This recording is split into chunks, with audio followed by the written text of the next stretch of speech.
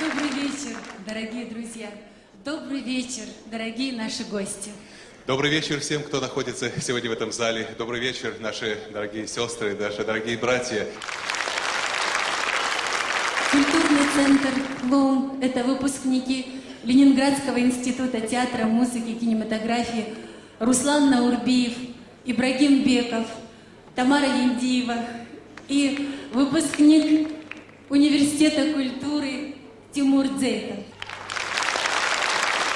Наш мастер, народный артист Советского Союза Василий Васильевич Меркурьев завещал нам самое главное – служить искусству и никогда с ним не расставаться.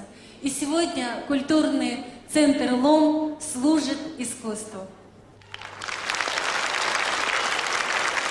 Лом в переводе с ингушского языка – это гора. Мы не случайно так назвали свой культурный центр, потому что в своем творчестве, в своих песнях, в музыке мы стараемся выразить боль, надежды, трепет, радость, трагедии народов Северного Кавказа. И все это вы услышите и почувствуете сегодня в этом зале и на этой сцене. А теперь нам бы с Тамарой хотелось пригласить на эту сцену человека, который вместе с артистами, с теми, кто неравнодушен к судьбе Родины своей, прекрасной Родины, к искусству, к культуре, к жизни, кто готовился к этой встрече, несмотря на свой самый высокий ранг. Президент Республики Ингушетия, председатель Совета Ассоциации экономического взаимодействия субъектов Южного федерального округа Российской Федерации, член Государственного совета Российской Федерации, генерал Мурат Магомедович Зязиков.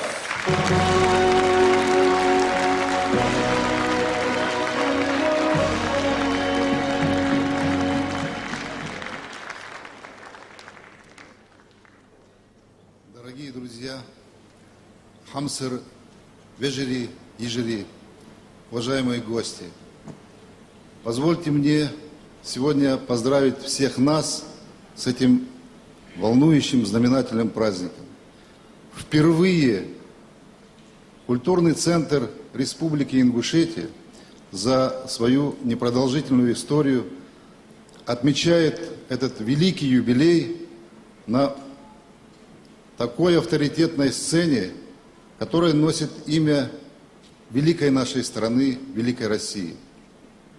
Такое ощущение, как будто сегодня вся Москва находится здесь. Я, честно говоря, к великой радости сегодня, я удивился, что сегодня очень много наших войнахов здесь, чеченцев, ингушей. И сегодня это такая, не просто какая-то маленькая фракция, которая появилась на какое-то торжественное мероприятие, это огромный пласт нашего многонационального российского народа. Культура и самобытность ингушей, она известна во всем мире.